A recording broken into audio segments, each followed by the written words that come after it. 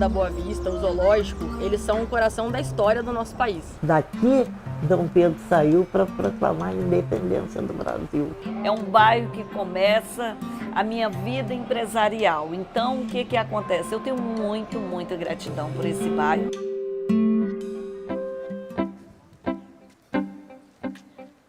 Uma vez eu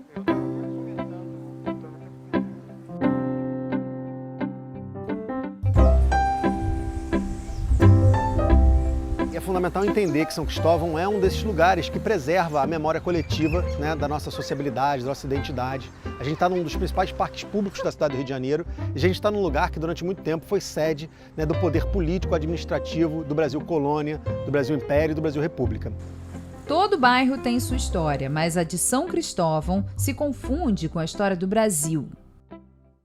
Antes de Dom João VI adotar o Paço da Quinta da Boa Vista como residência oficial, já havia histórias por aqui. Aqui nessa região existia um grande aldeamento tupinambá chamado Aldeia do Jabebericica. Esses rios que hoje aqui cercam a região, né, o Rio Maracanã, o Rio Joana, né, o Rio dos Trapicheiros, até mesmo o Rio Comprido, formavam uma grande lagoa, o Mangal de São Diogo, né, onde os índios se apropriavam e aproveitavam dessa região para a interiorização da cidade do Rio de Janeiro. Antes da família real chegar aqui, havia uma série de entrepostos de escravizados que chegavam na cidade do Rio de Janeiro. O Rio de Janeiro foi um dos maiores, né, portos negros, infelizmente, na nossa história. E é importante lembrar que o proprietário original dessa grande chácara, desse grande engenho, era Elias Lopes, um comerciante de escravos, que vai ceder o prédio para a família real em troca de vantagens comerciais, de títulos com a nobreza, né, o que vai transferir a corte do Paço Imperial, da Casa dos Vice-Reis, para cá, a partir de 1810, 1818, né, a família real começa a se desenvolver aqui.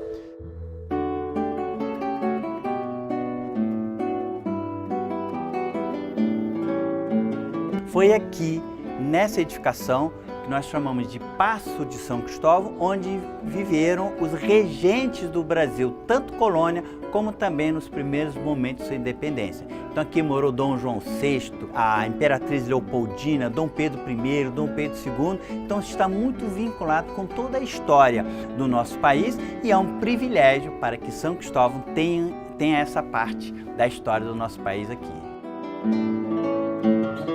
Dom João VI, né, ele teve uma ferida que muita gente diz que foi em função de uma mordida de carrapato ou andar de cavalo, e o médico da família real sugeriu que ele tomasse banhos para que a água do mar promovesse a higienização e que o enxofre também, né, melhorasse a ferida.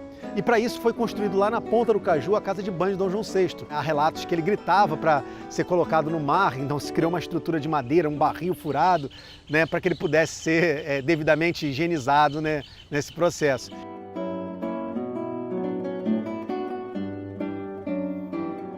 Tem, acho que o maior remanescente histórico, né, principalmente depois, infelizmente, do incêndio do museu, que é o Portão da Coroa. Esse portão foi dado a Dom João VI em 1816, na ocasião do casamento de Dom Pedro I com a princesa Leopoldina. Ele ficava na frente do palácio, né, ele era a entrada para o Palácio Imperial da Quinta da Boa Vista. E quando foi proclamada a República, ele foi retirado dali justamente para descaracterizar um pouco essa questão da República e foi trazido para esse terreno de fundos, onde em 1945 surgiria o zoológico, que depois virou o Bioparque. A amante, meio que oficial de Dom Pedro I, ele traz ela para morar, Domitila de Santos, aqui do lado, né, que virou um museu, inclusive.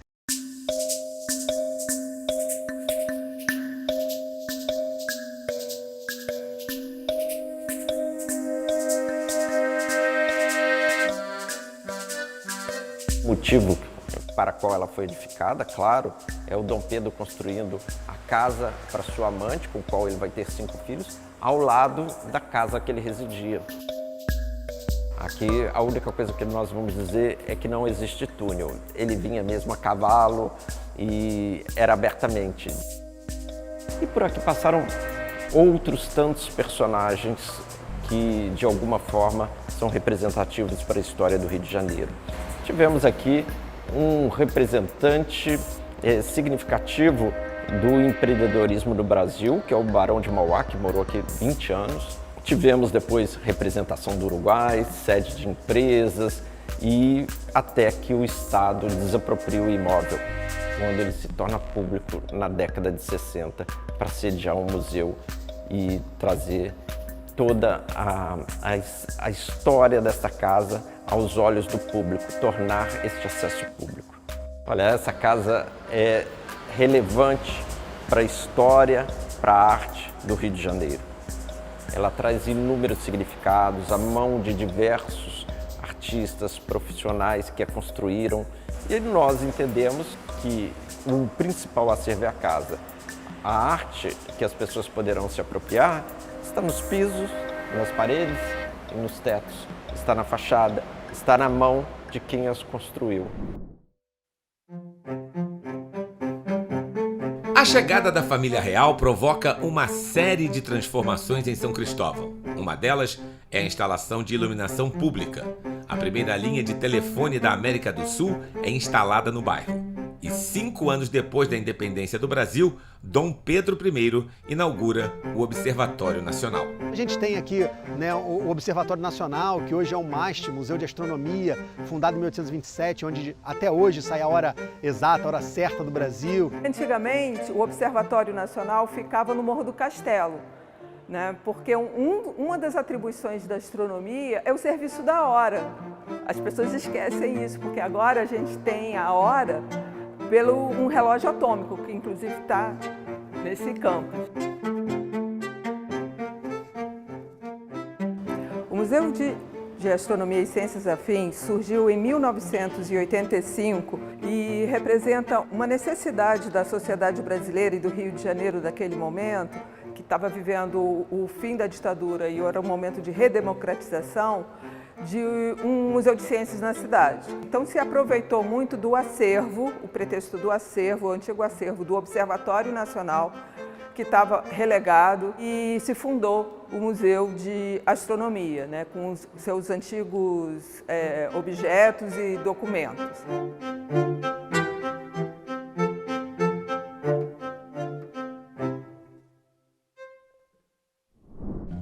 São tantas histórias no bairro que elas acabaram reunidas em um livro. A autora é essa carioca nascida em São Cristóvão. Eu trabalhava com o Vitor, que escreveu o livro junto comigo, e eu trabalhava perto dele, e tudo que ele falava, mas é a Proclamação da República, eu dizia, foi lá perto da minha casa. Mas a Clarice Lispector morou lá do lado da minha casa, lá onde eu moro. Então ele falou, por que a gente não escreve um livro então sobre esse bairro? Na história, a Babi entra pelo trem do tempo, que é o trem da Leopoldina, que também era o lugar por onde eu passava, inclusive para chegar ao Rio Comprido, na escola onde eu estudava. E aí, nesse trem, ela viaja no tempo e começa, a cada estação que ela para, ela conhece uma história que se passou aqui em São Cristóvão. Então, a missão dela é fazer com que as outras crianças voltem a se interessar e a querer viajar pelo tempo. E quem leva a Babi na viagem do tempo é a Dona Eunice, que no começo não se apresenta, ela é uma moça e depois no final ela percebe que é a vovó. Eu amo esse bairro. Tem a igreja de Santa Edviges que eu frequento, né? Minha paróquia querida, que é aqui atrás. Aqui é um bairro histórico. O bom de São Cristóvão é justamente essa tradição.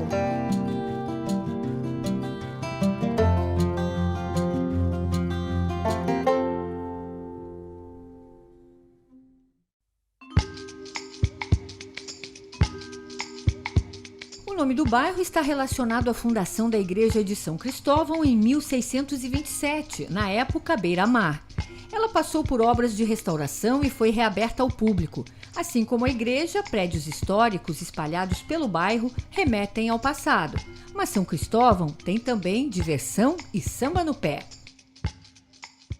Meu Deus, meu Deus, Deus não leva não, pela luz do candeeiro, liberte o cativeiro social, não sou escravo, nem Senhor, meu paraíso, é meu bastião, meu Tuiuti, o quilombo da favela, é sentinela da libertação. Tuiuti sempre foi minha paixão, sempre fui apaixonada pelo Tuiuti. Toda semana tem ensaio aqui na rua, tem aqui dentro da quadra. Quando começa o samba, todo mundo desce para participar. Você pode olhar quando vê o nosso desfile, né?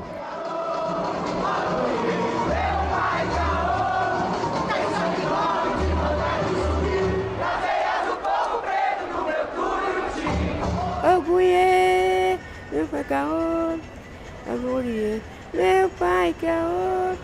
Tem sangue nobre de Mandela e de Zumbi, na veia do povo preto do meu Tuiuti.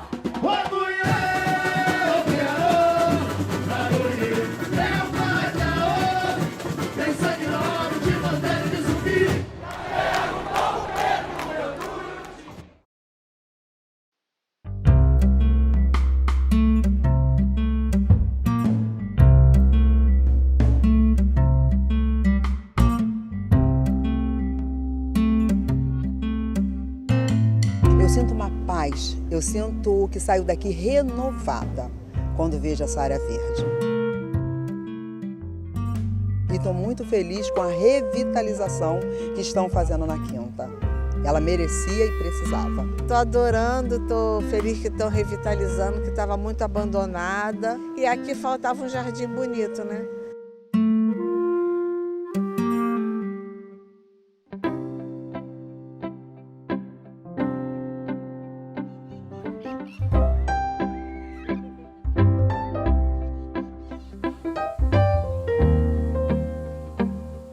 O Bioparque, ele é um novo conceito de zoológico, né? A gente trouxe um conceito de reestruturação do zoológico do Rio de Janeiro, que é o primeiro zoológico do Brasil, um dos mais antigos do Brasil.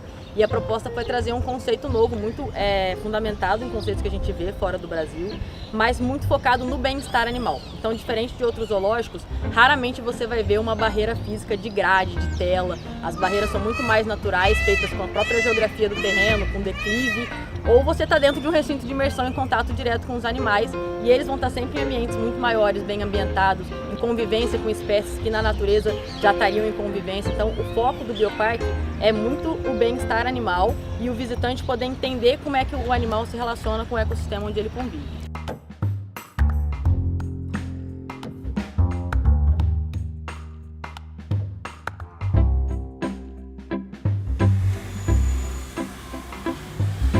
Era uma capela.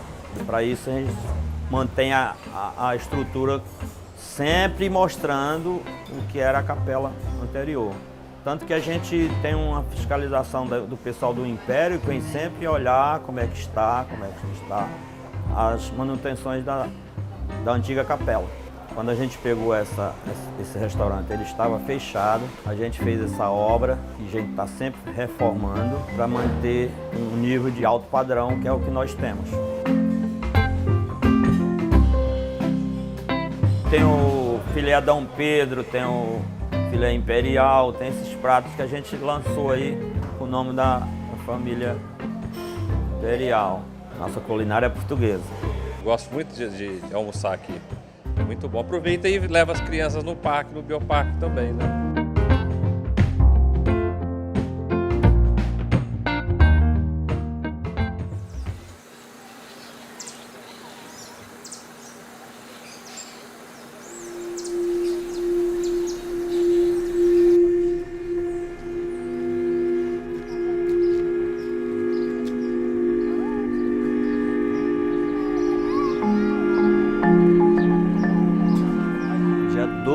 Setembro de 2018 foi um dos momentos mais trágicos para a cultura e ciência do nosso país, porque essa instituição, o Museu Nacional, que é não apenas o primeiro museu brasileiro, mas também a sua primeira instituição científica, ardeu em chamas.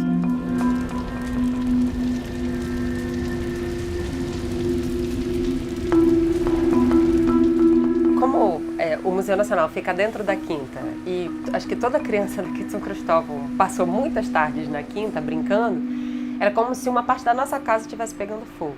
O acervo do museu era sua grande riqueza, sua grande preciosidade. A gente não pode esquecer que todo estudo da etimologia, antropologia indígena estava preservado aqui, né? A gente não pode esquecer, por exemplo, que todo o nosso acervo arqueológico, né, nossa preguiça de gigante, nosso tigre dente de sabre, estavam expostos e preservados aqui, né? As múmias que a gente tinha aqui, que eram patrimônios fundamentais para a nossa cultura, e acima de tudo, eram um dos primeiros equipamentos públicos onde o jovem tinha acesso.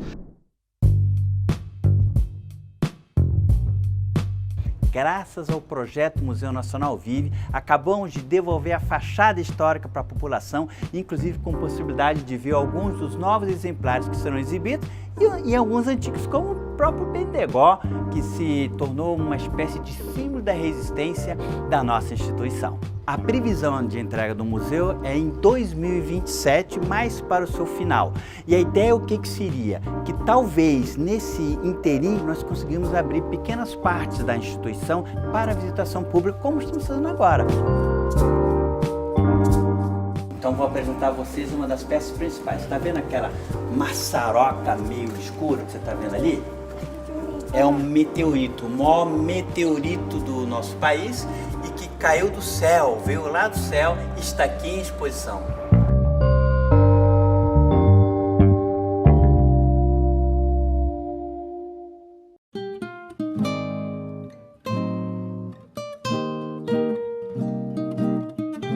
O estádio de São Januário, do Clube de Regatas Vasco da Gama, é patrimônio histórico do Rio. Em 2017, uma lei aprovada na Câmara Municipal reconhece o estádio como de interesse histórico, cultural, desportivo e social para a cidade do Rio. Em 1998, é criado o bairro Vasco da Gama e São Januário deixa de pertencer a São Cristóvão. São Cristóvão, São Cristóvão, teu passado é tão belo, quantas vitórias em Figueira de Melo, quando vences outro clube ao São Cristóvão pertence, aos corações são cristovenses. Estádio Ronaldo Nazário, antigo estádio Figueira de Melo. Aqui, um fenômeno deu os primeiros passos no futebol.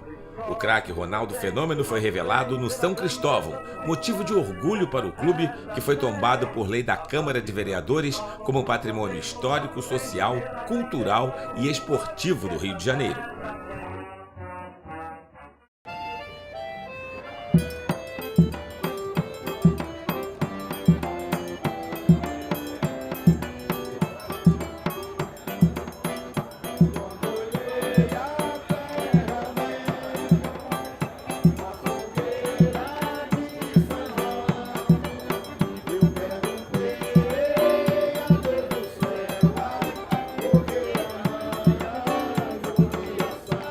Feira de São Cristóvão são quase 700 barracas, em que inclui a música, a gastronomia e tudo um preço bem acessível, né? Quando eu vi a feira pela primeira vez, eu olhei a feira e eu falei, isso aqui é meu lugar, porque as comidas eram igual na minha terra. Era uma coisa logo ali que eu me identifiquei, eu não tive que aprender, eu olhei assim para os lados, assim, isso aqui para mim vai ser fácil.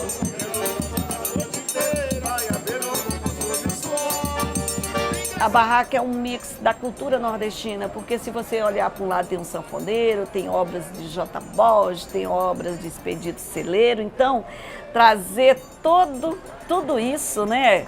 A gastronomia e tudo isso é uma coisa que eu tenho muito orgulho.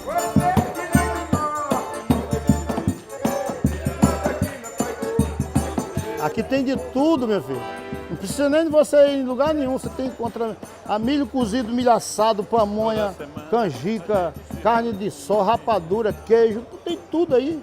Pedaço do Nordeste.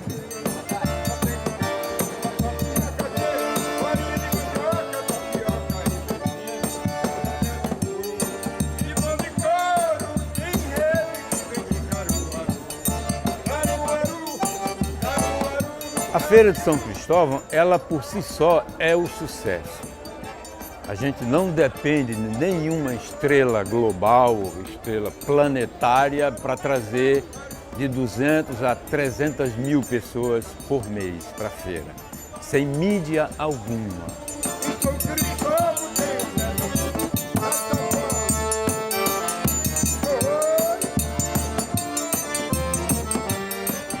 Viva o bairro Imperial de São Cristóvão, viva a Feira de São Cristóvão, viva a cultura brasileira e nordestina.